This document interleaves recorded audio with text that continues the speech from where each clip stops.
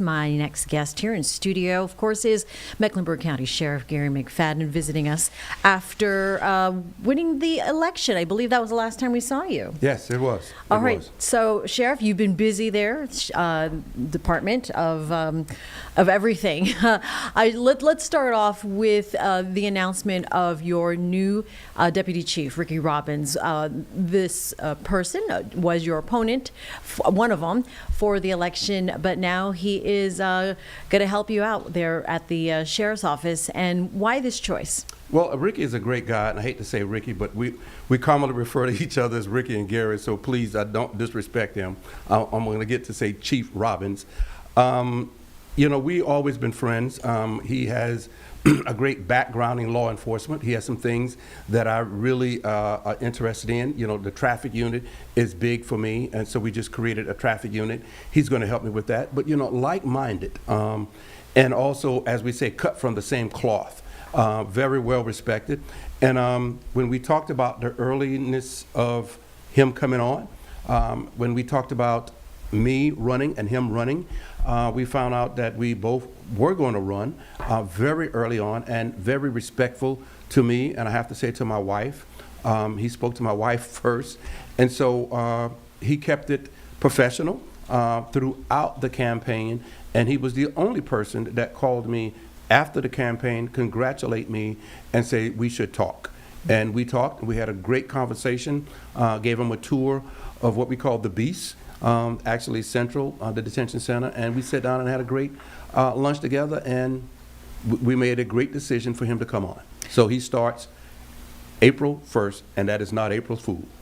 No fool there. And that is tomorrow. So what does the first 90 days look like then for him? Well, I think he's going to come and push us to levels that we needed to be pushed. As we say, we both came from CMPD, so we have a great working relationship. He worked in homicide, and we probably have one of the same mentors, Chief Rodney Monroe. So we come from his cloth, and we're excited about it. I think the first 90 days, first 30 days, he's going to probably get his feet wet. And then I believe that after 30 days, we will see a big difference with the agency. A lot of things in what they call in the works. I'm sure he has some ideas, and I'm going to get him the freedom to do it. Okay. All right. So the top of his to-do list, have you discussed any, broad areas? Well, he's going to take care of the traffic. We're going to we have a traffic unit. I know he's big into traffic. I know he's big into the community and the streets. So we may create a lot of things over the next couple of months. I don't want to say years, months. So I'm excited about it, and I think Chief Robbins is also excited about it. I know we laugh and joke. We have been on the campaign trail, and people actually confused us of me being Ricky and Ricky being me. So that's a big joke that we have. So now you have both. Like one person said to me, which made me feel good about the decision. She said, after one of the debates or one of the community meetings, someone says, why can't we have both of them? And I think that sums it up. So now you have both of them. So was this something that kind of planted the seed, or once you won the election and did you decide, well, this actually might be some synergy here? Well, it was. I mean, all along you have to look across the aisle and see somebody who has your vision. He has a great law enforcement background. And so then when, you look at the campaign, if you win or if you lose, what do you do? And so either way, it's a win-win for both of us, I believe. All right. And then so your team now, the executive team here, what does that say about the culture at Mecklenburg County Sheriff's Office? Well, it is going to change the culture. And I think that's the biggest thing that we've always talked about, the culture. I think that Ricky is going to bring some people over that were questionable about me. And I'm going to bring some people over maybe have been questionable about Ricky. And so I think that bringing these two sides together, it is a win for the county and win for the city. We all have a great relationship with CMPD, and so we're going to have even a greater relationship with CMPD. And then, of course, Chief Robinson has worked the entire county. He came from Charlotte Police, then he went to the County Police, and then we merged to become Charlotte Mecklenburg Police. So then I think that's a round robin effect that we could touch everybody in the county. And fortunately, we have a lot of great friends, mutual friends, on both sides. So when we talk about both sides, Republican and Democrat, and also in the community. So I think that bringing that combination together, and if the community is willing to come together for once and say, let's put our differences aside, as we did. We really didn't have a lot of differences, and say, let's make our city and county better. You sound so excited, right? I'm excited because when you really know someone, and we kind of laugh when we see each other. I know what he wants to bring. He knows my energy. I know his energy. We definitely respect each other, and so we're excited. And it's like, that's yours, Rick. You take care of that. That's yours, Gary. You take care of that. But we're going to come together and make this county great. And so I am excited about it. I'm excited about April 1st, and it's not April Fool's. We're in full force going forward, and we have a lot of ideas. And our ideas are going to be productive. And that's what I'm going to say. After April 1st, watch what happens in the city and county. We have a lot of things in what they call the hopper. We're talking about the juvenile detention center. We're talking about the traffic. We're talking about all of that. If everybody just move to the side and let us work together, as they should, we will bring you a great product. And yes, I'm excited because a lot is going to happen in the first 30 days of coming together. All right, first 30 days. We're going to hold you to that, I'm sure. You can hold me to it, and I guarantee you won't be disappointed. Right. If you listen to what we're doing, we will probably make an announcement this week about a house. Think about that, a house. We're going to make an announcement about a house. A house. A house. Okay, That'll we can come. only begin to guess there. Sheriff, let's talk about the jail. All right, so a couple of weeks ago, you presented to the County Board of Commissioners that the numbers are up. Population of 45% increase in the jail population over the past year. Walk us through what's happening. And you mentioned the juvenile detention center, but for the big detention center, what are the plans there? Our numbers have increased greatly. So imagine we probably have about 300 more people than we normally don't have. So what we're doing, and I still am excited about this, we are challenged. But my staff is challenged, and so we're having these meetings, but we're going to meet that challenge head on. We're going to make additional space at the detention center. I've looked at the spaces there, and so we're going to open up what they call the G unit. The G unit has been used for programs, but now we're going to use that unit for housing.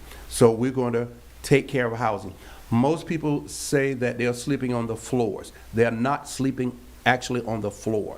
If anybody wants me to send them a picture of the apparatus that they're sleeping on, it is a cart with a 3 to 4 inch mattress, and we have the bedding.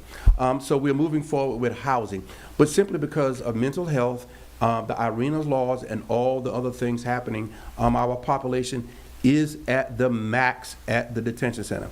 But here's the good news. We have people who want to work for the sheriff's office now, and they are coming faster than we believed that they were going to come.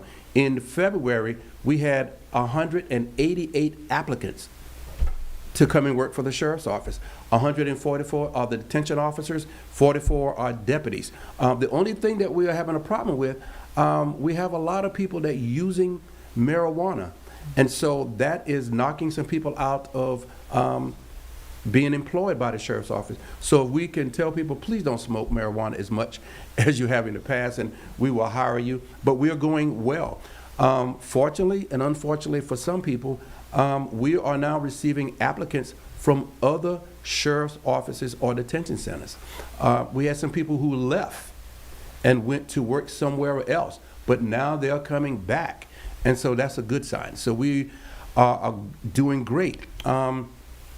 By the end of May, we will probably have 44 more detention officers ready to come and work for the detention center. So we are halfway of our vacancies. So I'm challenging my staff to say, if we can come halfway in May, why can't we complete it by the end of the year? So 6 months, we definitely can hire 80 more people. Wow. Yeah, that is part of the challenge with everything is the staffing shortage. The staffing shortage comes, we have the applicants, but the problem is that being untruthful, forgetting about your criminal past, and the simple drug use of marijuana. We have the applicants, and we have the people coming forward, but the problem is drug use, truthfulness, and criminal history. If we can alleviate some of those, we will be fine.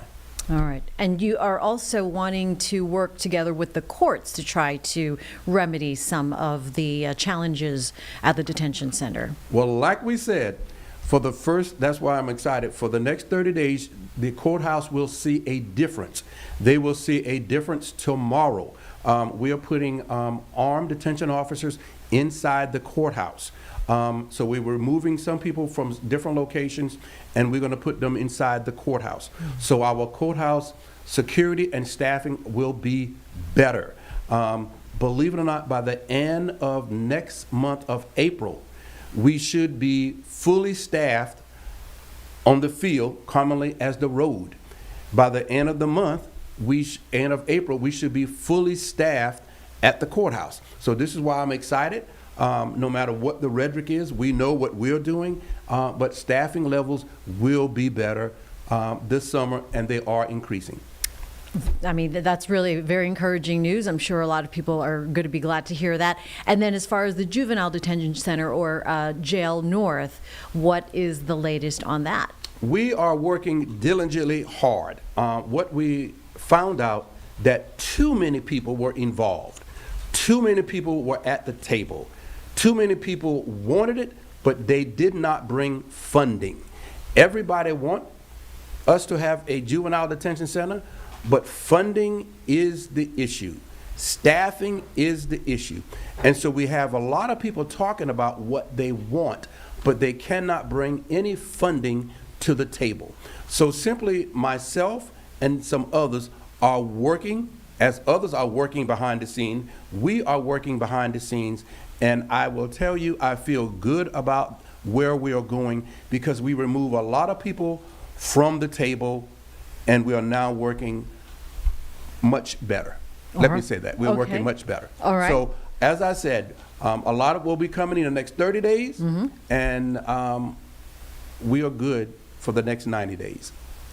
All right. Again, very positive outlooks coming our way. Want to change gears a little bit because this past weekend, obviously, with No Kings happening around the country, and I think we had 17 protests in the Charlotte metro area and our surrounding counties. Mecklenburg County, part of it, of course. And what does the sheriff's office do when it comes to big events like this? Well, we monitor it just like everyone else. We monitor the parks, we monitor the flow of traffic, we monitor the marches downtown. We work closely with CMPD, and if they need any additional help in areas, we would definitely supply them. But we really don't have a lot to be involved with that. Okay. We support freedom of speech, and we support peaceful protest because that's your right. And so that's probably all that we do at this point. We don't get deeply involved with it, but we support people speaking peacefully, and then we have to support safety. But we think that this is going to continue because of the way we are in America now. There's a lot of issues that need to be addressed, and of course they will be addressed by people who believe that their voice have not been heard. All right. Very good. And then still no word on any ICE operations happening or Border Patrol that is going to come into Mecklenburg County? No, we have not heard anything from Border Patrol. As we said always, ICE still operates here in Mecklenburg County.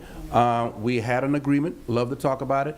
October 17th, we came to an agreement. That agreement is still being agreed upon by both parties, myself and ICE. And so it's not perfect, but we are working better than we ever worked before in the last 7 years. So I'm happy at the way that we are working together with phone calls, with communication, with cooperation, and with collaboration. And I'm always going to say that and give them credit for coming to the table and say, we're going to work together. Is it going to be perfect? Because everybody's going to look at this under a microscope. We're not perfect, and it's not always going to be perfect, but it is much better than it has ever been in the last 7 or 8 years that I've been in office. And so we're still looking to always have our ear to the ground if something goes on, and I am confident that if they do come back, we will get a heads up. I'm confident in that.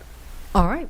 Sheriff McFadden, thank you for coming in as always, being straight with us and all the real talk. So appreciate your time this morning as we visit with you here since the announcement of Chief Deputy Ricky Robbins. More to come. We're happy, Ricky. I'm excited, and I think that when people will see the excitement when they see us in the community together. Very good. If he allows me to come in the community together, because he'll probably take over. Okay. We'll see both of you together at some point, I'm sure. Thank you. All right. Thank you, Sheriff.